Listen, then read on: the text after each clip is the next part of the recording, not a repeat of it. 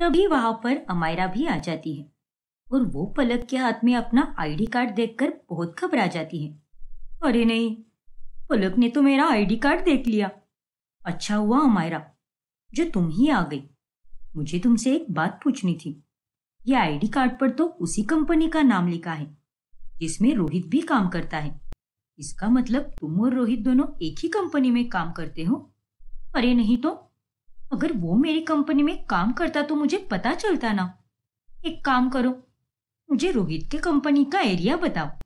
वो evergreen colony है ना, उसी के पास है उसकी कंपनी।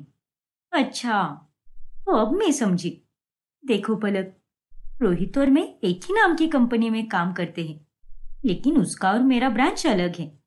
मैं सेक्टर 15 के पास वाले इंडस्ट्रियल एरिया में जो कंपनी है ना, वहां वाली ब्रांच में काम करती हूँ।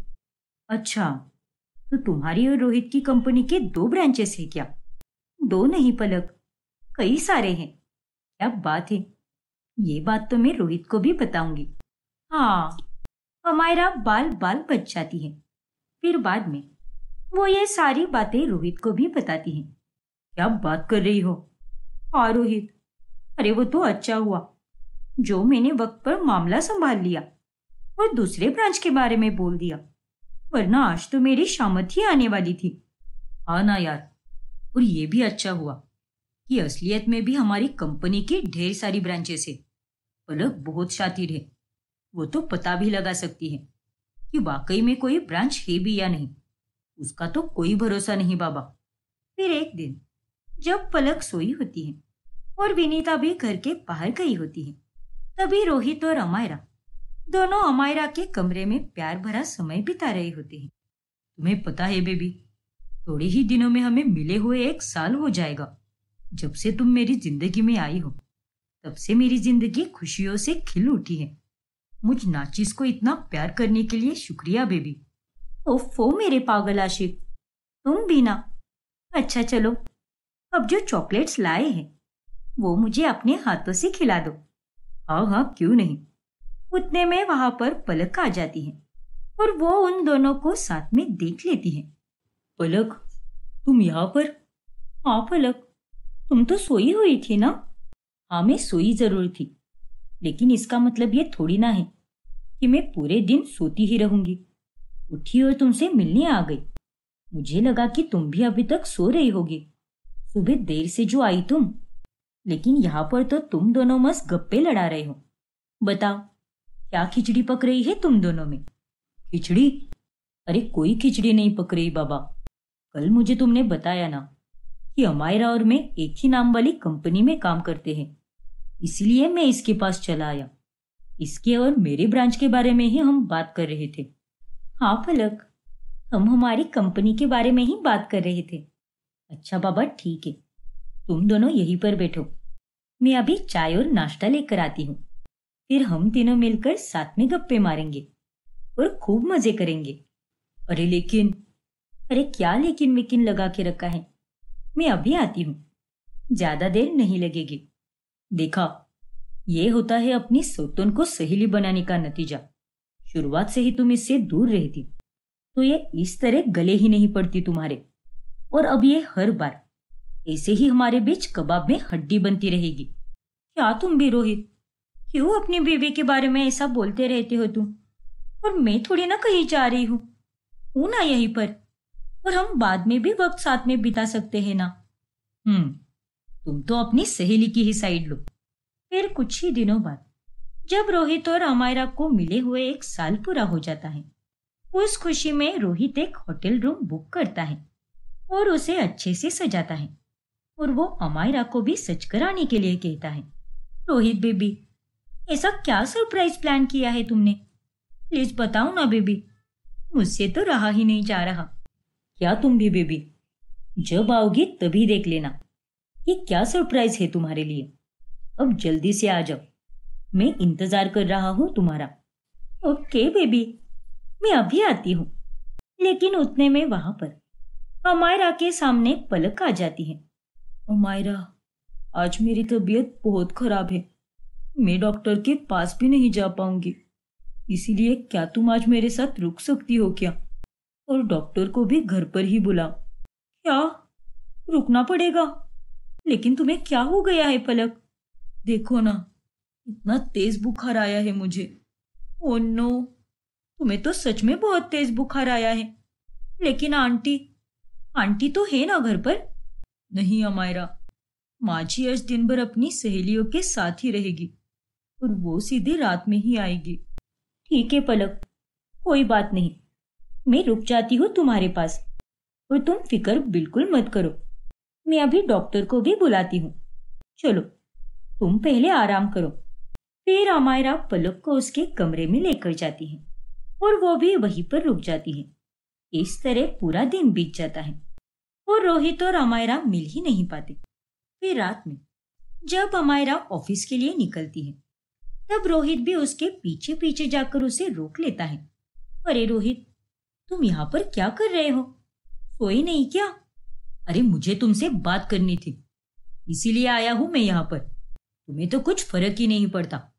आज हमारा दिन था, हमारी पहली सालगिरह थी और उसे भी तुमने जाया कर दिया। हर बार की तरह उस पलक के साथ बैठकर आज फिर से तुमने मुझे नाराज कर दिया। देखो रोहित, मैंने ये सब कुछ जानबूझकर नहीं किया है। पलक की तबीयत वाकई में बहुत खराब हो चुकी थी, इसलिए मुझे उसके पास रुकना ही पड़ा। अब हम दोनों एक दूसरे की अच्छी सहेलियां बन गए हैं और ऐसे में मैं अगर उसके पास नहीं रुकती तो वो बेचारी कितनी नाराज हो जाती और उसका ख्याल भी तो रखना था ना। ऊपर से घर में माँ जी भी नहीं थी, वरना मैं तुम्हारे पास आ जाती ना। अरे वो खुश हो या नाराज हो, तुम्हें बड़ी उसकी पड़ी है, लेकिन अपने बॉयफ्रेंड के बारे में तो कुछ सोचा भी नहीं तुमने। वाह, कमाल करती हो तुम। प्लीज रोहित, हालात को समझने की भी कोशिश करो ना। और कितना समझ के लूं यार? तुम मेरे घर में पेइंग गेस्ट बनकर क्यों आई हो? मेरे लिए ना, ताकि तुम और मैं एक साथ वक्त बिता सके। लेकिन यहाँ तो कुछ और ही नाटक चल रहा है। पलक और तुम ही एक साथ कपल बन चुके हो और मैं तो एकदम साइड में हो चुका हूँ। अब तुम ही बताओ, क्या फायदा है तुम्हारा मेरे घर पे आकर, जब तुम मुझे समय ही नहीं दे पा रही? मर तो नहीं रही थी ना वो, बस बुखार ही आया था उसे, तो उसकी इतनी चिंता करने की क्या जरूरत थी? बस रोहित, बहुत बोल लिया तुमने। अरे कितना चिल्लाते हो तुम? माना कि मैं तुम्हारे घर में तुम्हारे लिए रहने आई हूँ, लेकिन अब पलक और मेरे बीच में भी अब रिश्ता बन चुका है, वो भी दोस्ती का। और मैं अपनी सहेली को ऐसे बीमारी की हालत में नहीं छोड़ सकती थी। अरे तुम्हें तो अपनी बीवी की कुछ भी नहीं पड़ी है, लेकिन मुझे अपनी सहेली की फिक्र है। और खबरदार, जो आगे से मरने मारने वाली बात भी की तो अब जाओ यहाँ से। मुझसे कोई बात मत करो और मुझे कोई मैसेज भी मत करना। लेकिन अमायरा, मेरी बात तो सुनो यार। टैक्सी! अमायरा प्लीज रुक जाओ यार। अमायरा टैक्सी में बैठकर वहां से चली जाती है और रोहित अपना सर पकड़ लेता है। ये मैं कहाँ फंस गया यार? रायता समेटने के लिए ये सब किया था, लेकिन समेटने की जगह ये तो और फैलते जा रहा है। फिर अगले दिन जब घर में कोई भी नहीं होता, तभी दरवाजा खोलो अमायरा और प्लीज मुझसे बात करो। चले जाओ रोहित यहाँ से, मुझे तुमसे कोई बात नहीं करनी। अरे यार, इतना अच्छा मौका मिला है। माँ और पलक दोनों बाहर गई है और पूरे 2 घंटे बाद ही लौटेगी वो, और ऐसे में तुम अब ये नाटक कर रही हो। हाँ हाँ, मैं तो बस नाटक ही करती रहती हूँ ना। तुम तो बहुत अच्छा काम करते हो, तो वही करते रहो। अब जाओ यहाँ से। मुझे ना तो तुम्हारी शक्ल देखनी है और ना ही तुम्हारी आवाज सुननी है। ना चाहकर भी रोहित को वहां से जाना ही पड़ता है। उसे भी अमायरा पर बहुत गुस्सा आता है, लेकिन जैसे तैसे वो अपने गुस्से पर काबू रखता है। अमायरा के पास अपनी एक डायरी होती है, जिसमें वो दिन भर में हुई सारी घटनाओं के बारे में रोजाना अपनी डायरी में लिखा करती है। ऐसे ही एक रोज रोहित, माँ जी, मैं और अमायरा आज हम दोनों घूमने जा रही हैं। खूब सारी शॉपिंग भी करेंगे, इसलिए मुझे कुछ पैसे दे दो ना। अरे पलक, आज तो मुझे भी छुट्टी है, चलो मैं भी आता हूँ तुम दोनों के साथ। अरे नहीं रोहित, तुम हम दोनों के बीच में क्या करोगे? लेकिन पलक, मैं बोर हो जाऊंगा ना घर पे। आता हूं ना तुम्हारे साथ। नहीं बेटा, बहू बिल्कुल सही कह रही है। चुपचाप घर बैठकर आराम कर। अरे तू इसे कहीं लेकर जाता है क्या अपने साथ? नहीं ना, तो जाने दे इसे अपनी सहेली के साथ ही। ठीक है बाबा, ये लो पैसे। फिर अमायरा और पलक दोनों घूमने जाती हैं और उन्हें इस तरह साथ देखकर रोहित को बहुत जलन होती है। अब तो मुझे ऐसा लग रहा है जैसे पलक मेरी सौतन बन चुकी है। अपनी दोस्ती से मेरी अमायरा को उसने पागल कर दिया है। मुझे पता था एक ना एक दिन ऐसा होकर ही रहेगा। इनकी दोस्ती होनी ही नहीं चाहिए थी। सच तो ये है कि मुझे अमायरा को इस घर में लाना ही नहीं चाहिए था। ना तो वो यहाँ पर आती, ना ही वो पलक से मिलती, और ना ही दोनों सौतने सहेलियां बनकर मेरा जीना दुश्वार करती। और अब ना तो मुझे मेरी बीवी का सुख मिल रहा है, ना ही मेरी गर्लफ्रेंड का। ऐसे ही 2 से 3 दिन बीतते हैं, जिसके बाद रोहित अमायरा के पास जाकर उसे माफी मांगता है और वो उसे फूल और तोहफा भी देता है। मुझे माफ कर दो अमायरा, उस दिन मैं कुछ ज्यादा ही गुस्से में था और उसी गुस्से के चलते मैंने तुम्हें खूब सुनाया। लेकिन आगे से मैं तुम पर कभी नहीं चिल्लाऊंगा। प्लीज अमायरा, माफ कर दो ना मुझे। अब बच्चे की जान लोगी क्या? पागल कहीं के। अच्छा चलो, कर दिया मैंने तुम्हें माफ। आओ गले लग जाओ मेरे। फिर वो दोनों एक दूसरे के गले लगते हैं। फिर अगले दिन जब पलक अमायरा के कमरे की सफाई कर रही होती है, तभी वो वहां पर अमायरा की खुली हुई डायरी देखती है और वो उसे पढ़ने लगती है। और उसमें लिखी सारी बातें पढ़कर पलक के पैरों तले जमीन खिसक जाती है। ये सब क्या है? इसका मतलब अमायरा और रोहित दोनों एक दूसरे से प्यार करते हैं और अमायरा इस घर में पेइंग गेस्ट बनकर सिर्फ इसीलिए आई है क्योंकि उसे रोहित के साथ वक्त बिताने को मिले। नहीं, इन दोनों ने मेरे साथ अच्छा नहीं किया। गुस्से से तिलमिलाती हुई पलक फौरन नीचे जाकर रोहित को एक जोरदार थप्पड़ लगाती है और वो विनीता को भी सब कुछ बताती है। क्या? ये तुम दोनों ने सही नहीं किया। अरे नालायक, मुझे लगा था कि तू मेरा सुशील बेटा है, लेकिन नहीं, तूने आज मेरी नाक कटवा दी। और आज से ना तो मैं तेरी कोई माँ हूं, ना ही तू मेरा बेटा रहेगा। मर गई मैं तेरे लिए। नहीं माँ, ऐसा मत कहो। और पलक, प्लीज मुझे माफ कर दो। मैं तुमसे वादा करता हूँ कि आइंदा से ऐसा बिल्कुल नहीं होगा। प्लीज मुझे एक आखिरी मौका दे दो। मैं तुम्हें एक अच्छा पति बनकर दिखाऊंगा। प्लीज मेरा यकीन करो पलक। हाँ पलक, मुझे भी माफ कर दो। मैं तुमसे हाथ जोड़कर माफी मांगती हूँ। तुम तो मेरी सहेली हो ना। प्लीज पलक, तुम तो चुप ही हो जाओ अमायरा, और सहेली मत कहो मुझे। अरे ये होती है क्या दोस्ती? तुमने भी मुझे धोखा दिया है अमायरा। मुझे तुमसे ये उम्मीद बिल्कुल नहीं थी। अरे तुम तो सहेली कहने की भी लायक नहीं हो।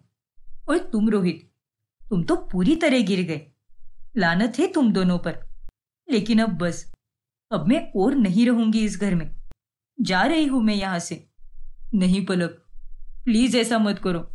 प्लीज मुझे छोड़कर मत जाओ पलक। मुझसे गलती हो गई, लेकिन दोबारा ऐसा नहीं करूंगा मैं। नहीं रोहित, तुमने जो भी किया है वो माफी के लायक बिल्कुल नहीं है। लेकिन अब बहुत हो गया। अब मेरी यहाँ पर कोई जगह नहीं है। मैं जा रही हूँ यहाँ से। पलक घर से बाहर निकल ही रही होती है कि विनीता उसे रोक लेती है। रुक जा बहू, तू कहीं भी नहीं जाएगी। अगर कोई इस घर से बाहर जाएगा तो वो ये दोनों ही, ना कि तू। लेकिन माँ जी। नहीं बहू, आज मैंने तेरे साथ न्याय नहीं किया तो मैं कभी अपने आप को माफ नहीं कर पाऊंगी। और तुम दोनों, इससे पहले कि मैं तुम दोनों को धक्के मारकर घर के बाहर निकालूं, दफा हो जाओ यहाँ से। मुझे तुम दोनों की शक्ल भी नहीं देखनी। अमायरा और रोहित विनीता के सामने खूब गिड़गिड़ाते हैं, लेकिन वो उन पर जरा भी दया नहीं करती और वो दोनों उस घर को छोड़कर चले जाते हैं और खूब पछताते हैं। रेखा से रहा नहीं जाता और उसने फिर से अमित तक पहुंचने की कोशिश की। फिर एक दिन जब अमित शूट करने के लिए कार में बैठकर जा रहा होता है, तभी रेखा उसकी गाड़ी के पीछे भागने लगती है। रुक जाओ अमित, अमित।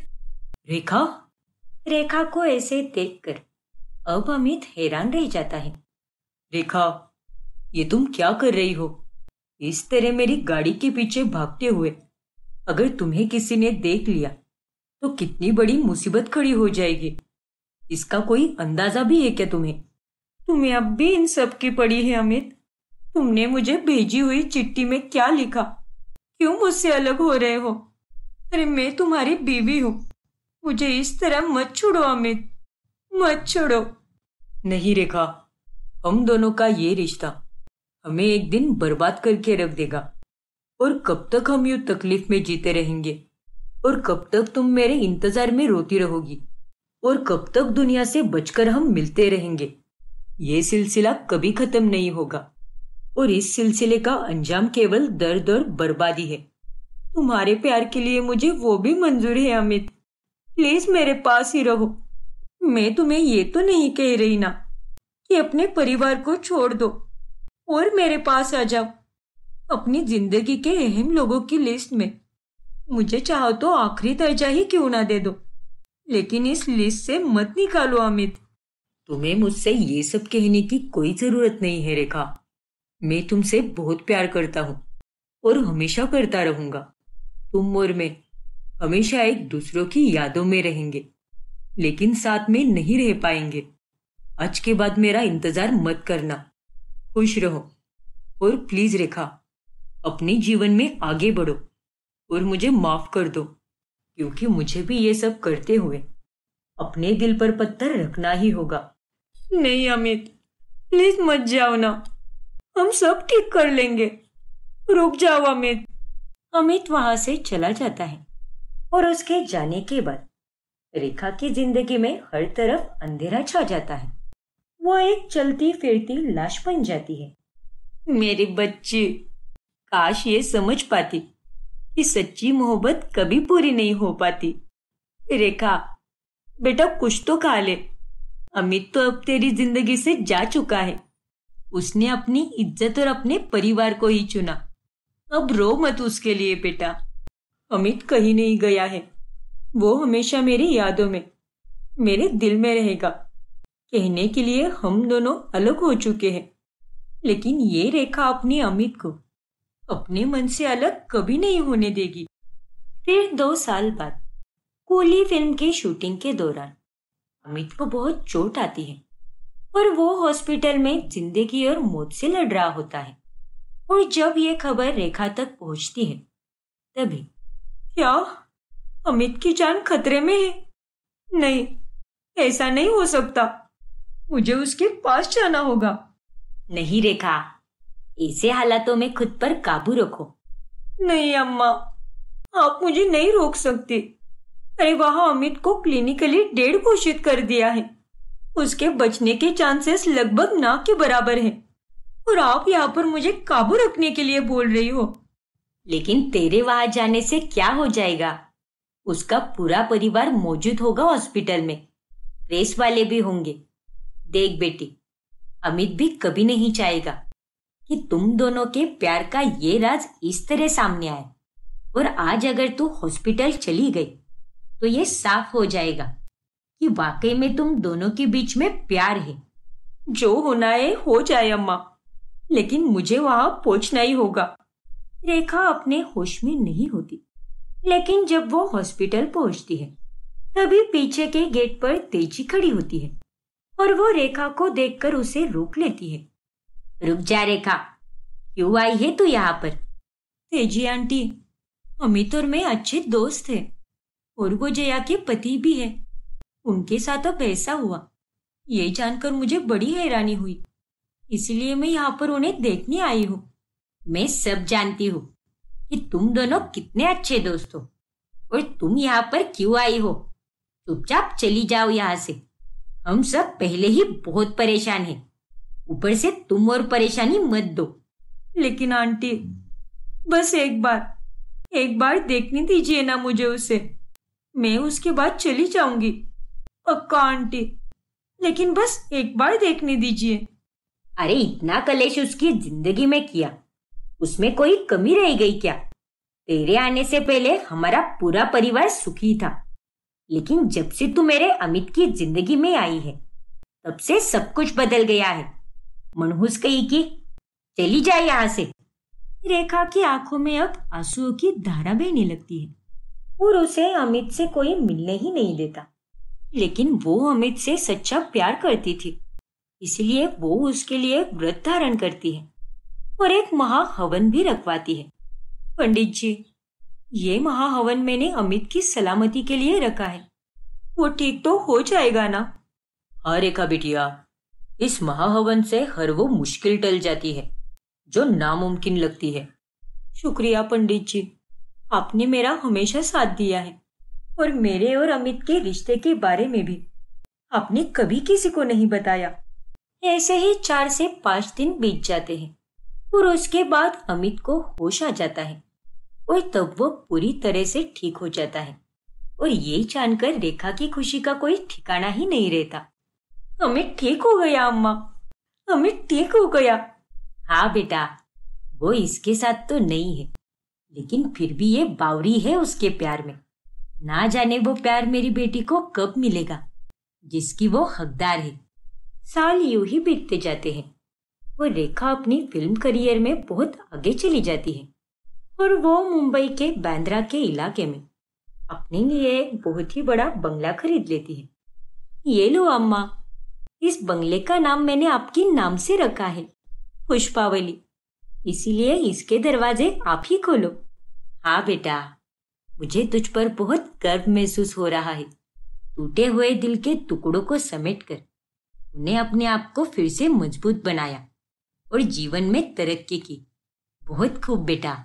शुक्रिया अम्मा। अखबार में आ रही रेखा की उन्नति की खबरों के बारे में पढ़कर अमित को भी रेखा पर बहुत गर्व होने लगता है। मुझे पता था रेखा कि मेरे जाने के बाद तुम टूटोगी, लेकिन बिखरोगी नहीं। तुम फिर से खड़ी होकर हिम्मत बांधोगी और आज तुम्हें इतनी ऊंचाई पे देखकर मुझे बहुत गर्व हो रहा है। लव यू रेखा, मैं हर रोज तुम्हें याद करता हूँ। उतने में वहां पर जया आ जाती है और उसे देखकर अमित घबरा जाता है। कहीं जया ने मेरी बातें तो नहीं सुनी होगी ना? क्या हुआ अमित, तुम्हारे पसीने क्यों छूट रहे हैं? तबीयत तो ठीक है ना तुम्हारी? हाँ जया, मेरी तबीयत बिल्कुल ठीक है। वो बस अभी अभी कसरत की है ना, इसीलिए पसीने छूट रहे हैं। ओह अच्छा, तुम फ्रेश हो जाओ, तब तक मैं तुम्हारे लिए नाश्ता लगवाती हूँ। ठीक है जया।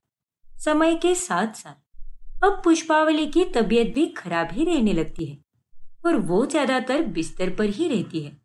उस दौरान रेखा की जिंदगी में फरजाना नाम की एक शख्सियत आती है। तुम्हारा ये लुक मुझे बहुत पसंद आया फरजाना, तुम एक बहुत अच्छी सेक्रेटरी हो। 1 महीने पहले ही तुमने मेरे साथ काम करना शुरू किया है और मैं तुम्हारे काम से बहुत खुश हूँ। शुक्रिया मैम, अब से तुम हमेशा हमेशा के लिए मेरी सेक्रेटरी हो, बल्कि मैं तो ये कहूंगी कि मेरी बहन ही हो और ये घर भी तुम्हारा है। मैं जानती हूँ तुम्हारे अम्मी अब्बू के जाने के बाद अब तुम्हारा इस दुनिया में कोई नहीं रहा, इसलिए अब से तुम मेरा परिवार हो। आप जैसा दिल किसी का नहीं है, इसीलिए तो आप रेखा हो। फरजाना आज तक रेखा की सेक्रेटरी है। रेखा तक पहुंचने के लिए हर किसी को पहले फरजाना की इजाजत लेनी पड़ती है और रेखा के सारे राज फरजाना ही जानती है। फिर 1990 की शुरुआती दौर में रेखा की सहेली ने उसे एक बिजनेसमैन से मिलवाया जिसका नाम मुकेश अग्रवाल होता है। Hi Rekha, nice to meet you. Hello Mukesh, nice to meet you too. हर कोई आपको यही कहता होगा, लेकिन सच में मैं आपका बहुत बड़ा फैन हूँ। Thank you so much Mukesh. अब मुकेश और रेखा के बीच में काफी अच्छी दोस्ती हो जाती है और रेखा अक्सर मुकेश से मिलने के लिए मुंबई से दिल्ली जाती, तो कभी कभी वो दिल्ली से मुंबई आता। फिर एक दिन, रेखा मैं तुमसे अपने दिल की बात बताना चाहता हूँ। आई लव यू रेखा, क्या तुम मुझसे शादी करोगी? क्या? मैं जानता हूँ रेखा, कि ये सब काफी ऑकवर्ड सा है, लेकिन अब मुझसे रहा नहीं जा रहा। देखो, तुम अपना समय ले सकती हो। मुकेश की बातें सुनकर रेखा अब चौंक जाती है। मैम, आपको मुकेश सर से शादी कर लेनी चाहिए। हो जाइए ना अब सेटल। हाँ बेटा, कब तक यूं ही अकेली रहेगी? अब बसा लेना अपना घर। मुकेश से बात करके मुझे बहुत अच्छा लगा। उसकी आंखों में तेरे लिए बहुत प्यार दिखता है मुझे, और वो तुझे हमेशा खुश रखेगा बेटा। पर अम्मा, मैं आज भी अमित की ही हूँ, तो कैसे बढ़ जाऊँ अपनी जिंदगी में आगे? वो सब मुझे नहीं पता बेटा। मेरे मरने से पहले मुझे तुझे खुश देखना है, अपने नवासों के साथ वक्त बिताना है। अपनी अम्मा को ये सुख दे दे बेटा। अम्मा, मैं जानती हूँ बेटा, तुझे भी मुकेश अच्छा लगता है। अमित को अपनी जिंदगी से तू कभी नहीं मिटा पाएगी, लेकिन जिंदगी भर ऐसे रहना तो सही नहीं है ना बेटा। परिवार वालों की बातें सुनकर रेखा जल्दबाजी में शादी करने का फैसला ले लेती है। क्या रेखा ने शादी कर ली? ये कैसे हो सकता है? मुझे तो विश्वास ही नहीं हो रहा। लेकिन जो भी हो, वो जहां भी रहे, जिस किसी के भी साथ रहे, बस खुश रहे, और यही मेरी तमन्ना है। रेखा और मुकेश को साथ में देखकर अमित को बहुत दुख होता है, लेकिन फिर भी रेखा की मुस्कान देखकर वो खुश होता है। पर अचानक से शादी के बाद मुकेश और रेखा के बीच में काफी ज्यादा अनबन होने लगती है। मुकेश, तुम बस मुझे अपने दोस्तों से ही मिलवाते रहते हो कि ये देखो मेरी सुपरस्टार वाइफ, ये देखो कितना खुशनसीब हूं मैं। अरे मुझे भी कभी वक्त दिया करो। अब तो मुझे ऐसा लगता है कि तुमने बस मुझसे दिखावे के लिए शादी की है। ये तुम क्या बकवास कर रही हो रेखा? ऐसा कुछ भी नहीं है। और तुम मुझे आज कितना सुना रही हो, मैं भी तुम्हें सुना सकता हूँ।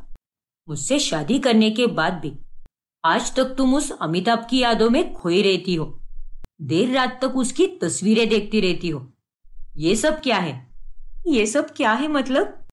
एक वक्त था जब वो मेरे लिए बहुत खास था, लेकिन अब मैंने अपनी आप को एक और मौका दिया है, तुम्हारे साथ शादी की है। लेकिन पुराने घाव भरने के लिए कुछ समय तो लगेगा ना। रेखा से शादी करने से पहले मुकेश एक डिप्रेशन पेशेंट था, और वो उसकी गोलियां भी खाता था।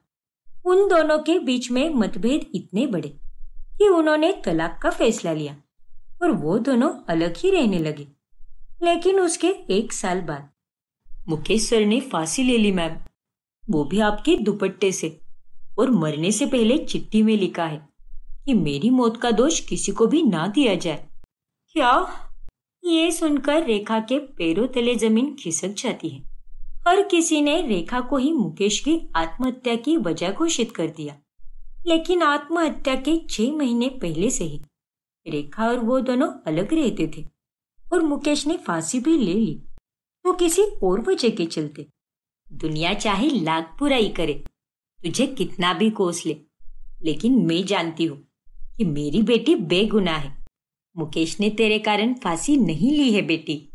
अम्मा, पूरी दुनिया ने रेखा को ही विलन समझ लिया, और इस हादसे के बाद रेखा बहुत बुरी तरह टूट गई। लेकिन सालों बाद 1998 में एक इंटरव्यू आया, जिसे देखकर वो हैरान रह गई। तो बताइए जया जी, क्या अमित जी रोमांटिक है? नहीं, शायद मेरे साथ नहीं। वैसे अमित जी, अगर आप जया जी को रेट करना चाहेंगे तो कितनी रेटिंग दोगे? रेटिंग? ओके, 7। शुक्रिया अमित, बहुत अच्छी रेटिंग दी है आपने मुझे। You know what Simi, Amit की सबसे पहली प्रायोरिटी उसके माता पिता है, फिर बच्चे, उसके बाद मैं हूँ। वो नहीं, बच्चों के बाद प्रोफेशन, उसके बाद मैं, या फिर प्रोफेशन के बाद कोई और हो, उसके बाद मेरी जगह होगी। क्यों अमित? ये तुम क्या कह रही हो जया? वेल, चाहे कुछ भी हो, मुझे सब मंजूर है। आखिर में ये एक अच्छे पिता और बेटे हैं, वही मेरे लिए बहुत है। ये इंटरव्यू देखकर रेखा समझ चुकी थी कि अमित और जया के रिश्ते में अब कुछ भी नहीं बचा है। ये तो होना ही था। उन दोनों को देखकर साफ साफ समझ आ रहा है कि इन दोनों के बीच में तो बस नाम का ही रिश्ता रह गया है। काश हम वक्त में पीछे जाकर सब कुछ फिर से ठीक कर पाते। काश तुम मुझे तुम्हारी शादी के बहुत पहले मिल जाते, तो आज सब कुछ ठीक होता। फिर 2002 में जब अमित ने अपना 60वां जन्मदिन मनाया, उस रात वो छत पर जाकर चांद तारों को देखने लगा। आज 11 अक्टूबर है। हर साल की तरह 10 अक्टूबर को तुम्हारा जन्मदिन आता है और अगले ही दिन 11 तारीख को मेरा जन्मदिन। उम्मीद करता हूँ कि तुम्हारा कल का दिन बहुत अच्छा गया होगा। मजबूर ये हालात इधर भी है उधर भी है। तन्हाई की एक रात इधर भी है उधर भी है। कहने को बहुत कुछ है, कहने को बहुत कुछ है, मगर किससे कहे हम? कब तक यूं ही खामोश रहे और सहे हम? दिल कहता है दुनिया की हर एक रस्म उठा दे, दीवार जो हम दोनों में है आज गिरा दे। क्यों दिल में सुलगते रहे लोगों को बता दे, हाँ हमको मोहब्बत है। अब दिल में यही बात इधर भी है उधर भी है। आज तक अमित ने जो भी फैसले लिए बिल्कुल सही लिए। दुनिया चाहे कुछ भी कहे, पर मैं और वो, हम दोनों जानते हैं कि हम दोनों एक दूसरे से कितनी मोहब्बत करते हैं। ये मीरा अपने कृष्णा की थी और हमेशा रहेगी, और इस मोहब्बत का सिलसिला कभी नहीं रुकेगा, क्योंकि मेरी मोहब्बत की दास्तान अधूरी होकर भी पूरी है।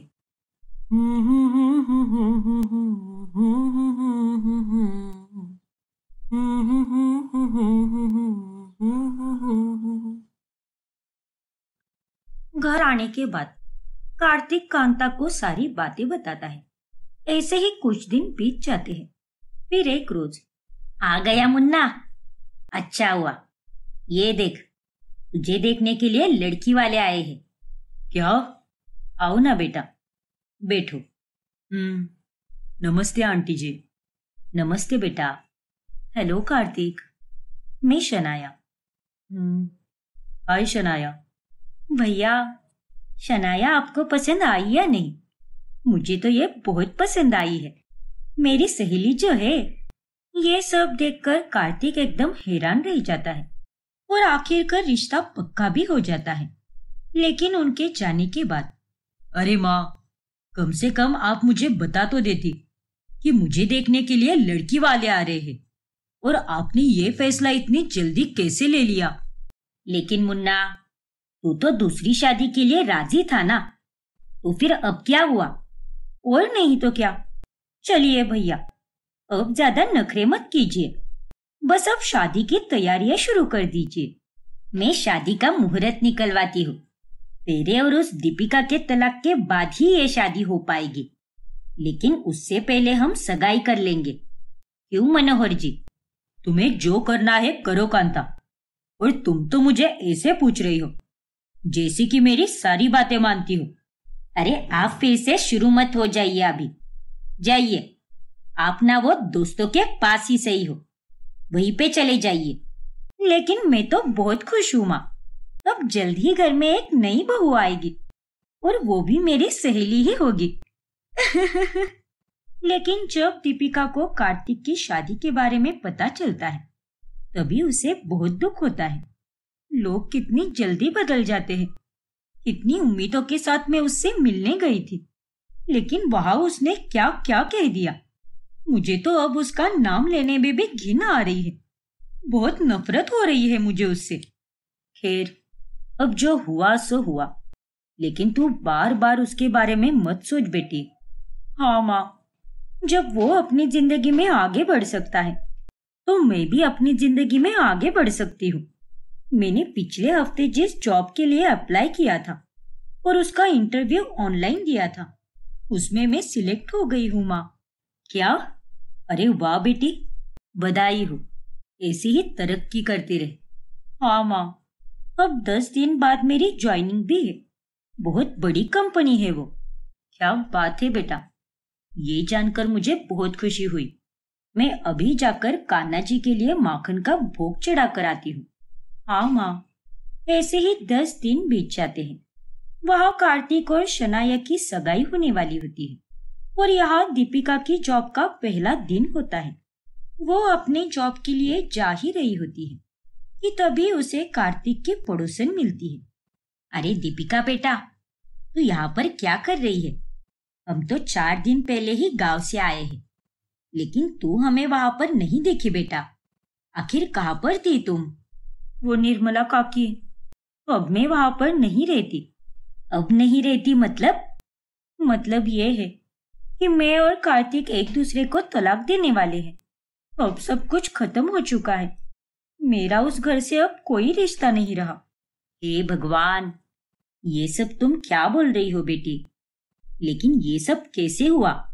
वो दरअसल, फिर दीपिका निर्मला को सारी सच्चाई बताती है कि किस कारण से वो झगड़ा हुआ और दीपिका को ससुराल छोड़ना पड़ा। बाप रे दीपिका, मैं उस दौरान गांव गई थी। अभी 4 दिन पहले ही आई हूँ, इसलिए मुझे इस बारे में कुछ पता ही नहीं चला। तभी मैं सोचूं कि आज घर की सजावट क्यों हो रही है। इसका मतलब कार्तिक की दूसरी लड़की के साथ आज सगाई होने वाली है। हाँ काकी, अब मैं अपनी माँ के पास ही रहती हूँ और आज मेरी नई जॉब का पहला दिन है। बहुत खूब बेटा, तुमने बिल्कुल सही फैसला लिया है और मुझे तुम पर पूरा विश्वास है कि तुमने वो लड्डू नहीं फेंके होंगे, क्योंकि तुम ऐसा कभी कर ही नहीं सकती। शुक्रिया काकी जी, मुझ पर इतना भरोसा करने के लिए। अरे क्यों नहीं करूंगी बेटा, तुम तो अपने पड़ोसियों के लिए भी दिल में कितना प्यार रखती हो, तो घर वालों के लिए कितना करती होगी। और निधि ऐसी हरकत करेगी, ये सुनकर मुझे बहुत बुरा लग रहा है। खैर, इन सब में उन लोगों का ही नुकसान है। उन्होंने एक हीरे जैसी बहू को खो दिया आज। हाँ काकी जी, लेकिन कोई बात नहीं बेटा, तू मुझे मिलती रहना। मेरा आशीर्वाद हमेशा तुम्हारे साथ है। शुक्रिया काकी जी। फिर रात में, अरे कांता बहन, शनाया कब से तैयार होकर बैठी है, अभी तक कार्तिक का पता भी नहीं है। पंडित जी भी अभी 5 मिनट में पहुंच रहे हैं। हाँ पता है जया बहन, लेकिन पता नहीं मुन्ना कहाँ पर रह गया। वो तो मेरा फोन भी नहीं उठा रहा। ओह नो, बाहर कितनी तेज बारिश हो रही है। बस कार्तिक जल्दी से आ जाए और आज हमारी सगाई हो जाए। अरे घबराओ मत बेटी, वो आता ही होगा, कार चला रहा होगा। हे भगवान, बस आज कोई गड़बड़ ना हो जाए और आज भैया और शनाया की सगाई हो जाए। उधर दीपिका भी अपने ऑफिस से घर लौट रही होती है और तभी उसे सुजाता का फोन कॉल आता है। अरे दीपिका बेटा, कहाँ रह गई तू? बाहर कितनी तूफानी बारिश हो रही है। शहर के सारे रास्ते में पानी भी भर चुका है। अरे माँ, आप चिंता मत कीजिए, यहाँ के एरिया में इतना पानी नहीं भरा हुआ है और आप न्यूज़ देखकर अपना बीपी हाई मत कीजिए। मैं बिल्कुल सुरक्षित हूँ और अभी थोड़ी ही देर में घर पहुंच भी जाऊंगी। ठीक है बेटा, लेकिन जल्दी आ जा। मेरा जी बहुत घबरा रहा है। एक तो आज तेरा व्रत है और तूने सुबह से कुछ खाया भी नहीं है, इसीलिए कह रही हूँ जल्दी से आ जा। मैंने गर्मा गर्म खाना बना के रखा है। हाँ माँ, मैं रास्ते में ही हूँ। दीपिका रास्ते से चलने लगती है कि तभी उसे खाली पेट रहने की वजह से चक्कर आती है और वो वहां पर सड़क के बीचों बीच बेहोश हो जाती है। इत्तेफाक से कार्तिक भी उसी रास्ते पर गाड़ी चलाते हुए आता है और वो दीपिका को बीच रास्ते में बेहोश देखकर घबरा जाता है। दीपिका, दीपिका, ये तुम्हें क्या हो गया? अरे ये तो बेहोश हो चुकी है। नहीं, मैं तुम्हें कुछ नहीं होने दूंगा। फिर कार्तिक दीपिका को अपनी बाहों में उठाता है और वो उसे लेकर घर पहुंचता है, जहां पर उसे देखकर घर के सभी लोग चौंक जाते हैं। ये सब क्या तमाशा लगा के रखा है मुन्ना? तूने इस लड़की को यहाँ पर क्यों लाया है? माँ, इतनी भी बुज़दिल मत बनिए। आप देख नहीं रही क्या कि ये बेहोश हो चुकी है और इंसानियत नाम की भी कोई चीज होती है। पर बेटा, ये तुझे कहाँ मिली? सड़क पर बेहोश हो पड़ी थी पापा। ये सब इसका नाटक है। जानबूझकर भैया की गाड़ी के सामने बेहोश हो गई है ताकि ये फिर से इस घर में आ जाए और भैया की सगाई रोक दे। चुप रहो निधि। और मुन्ना, तूने इसे यहाँ लाकर एकदम सही किया है। जा, इसे कमरे में लेकर जा। मैं अभी डॉक्टर को फोन करता हूँ। हाँ पापा। फिर मनोहर डॉक्टर को बुलाता है और वो दीपिका को इंजेक्शन और दवाइयाँ देता है। इन्हें बहुत तेज बुखार है और अगले 15 घंटों तक इन्हें अकेला मत छोड़िए और थोड़ा हल्का खाना खिलाकर इन्हें दवाइयाँ दे दीजिए। ठीक है डॉक्टर। फिर डॉक्टर वहां से चले जाते हैं। कांता बहन, अब तक हमने बहुत तमाशा देख लिया, लेकिन अब हमें इस घर से कोई रिश्ता नहीं जोड़ना है। और नहीं तो क्या, चलो यहाँ से माँ।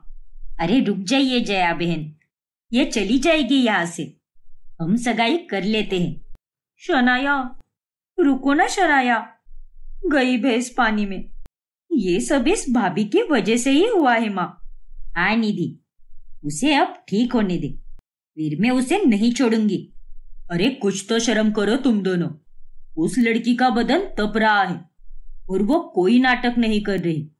तुम दोनों चाहे कुछ भी कर लो, लेकिन किस्मत में जो लिखा होता है वो तो होकर ही रहता है। इतना कहकर मनोहर वहां से चला जाता है। माँ, अब फिर से भाभी इस घर में रहकर भैया को हमसे दूर कर देगी।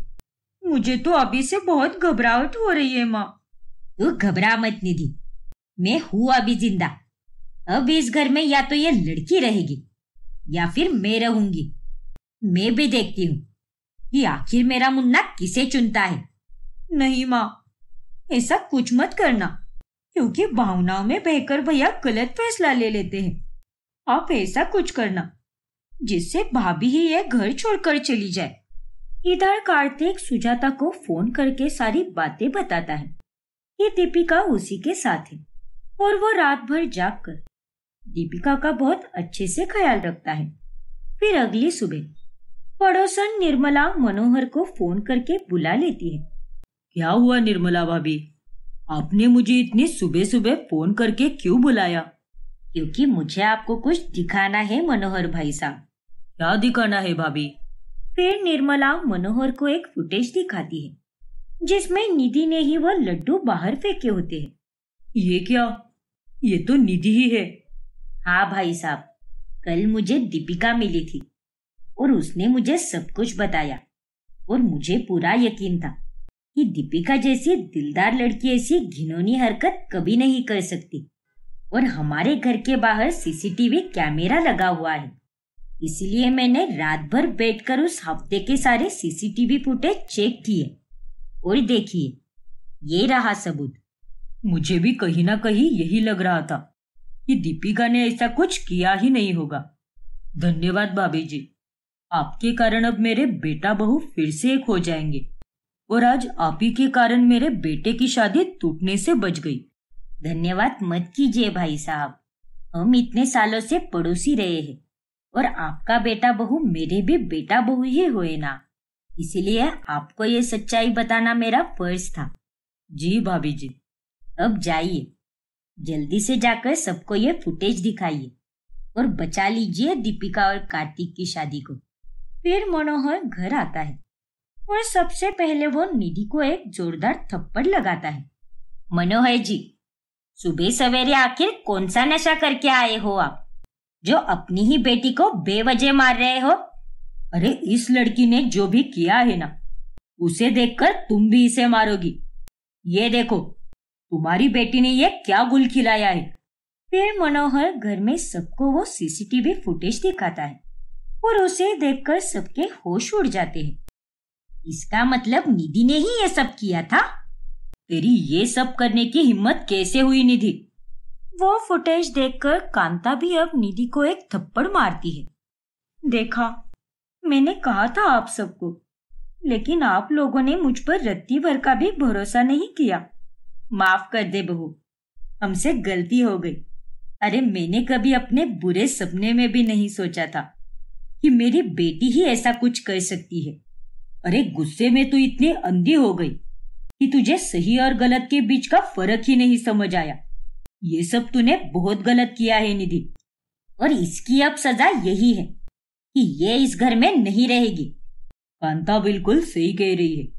अब हमारे लिए तू मर चुकी है, क्योंकि तूने अपने ही परिवार को तोड़ने की कोशिश की है। अरे कम से कम एक बार अपने भैया की खुशियों के बारे में तो सोच लेती निधि। आखिर ये सब करके तुझे क्या मिला? मुझे माफ कर दीजिए आप सब। मैंने ये सब जलन और गुस्से के मारे किया है, क्योंकि मुझे भाभी से नफरत होने लगी थी और मुझे ऐसा लगता था कि वो भैया को हमसे अलग करना चाहती है। इसीलिए मैंने उन्हें ही हम सबसे अलग करने के लिए ये चाल चली। बेशरम कही की, बताते हुए भी तुझे ये शर्म नहीं आती क्या? मुझे माफ कर दो माँ, लेकिन एक आखिरी मौका दे दो मुझे।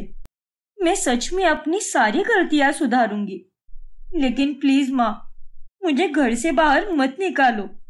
नहीं निधि, अब तुझे कोई माफी नहीं मिलेगी। चल निकल जा यहाँ से। लेकिन पापा। लेकिन वेकिन कुछ नहीं, अब हमें तुम्हारी कोई बात नहीं सुननी। फिर निधि घर से बाहर जा ही रही होती है कि तभी दीपिका उसे रोक लेती है। रुक जाओ निधि, तुम कहीं नहीं जाओगी। लेकिन बहू।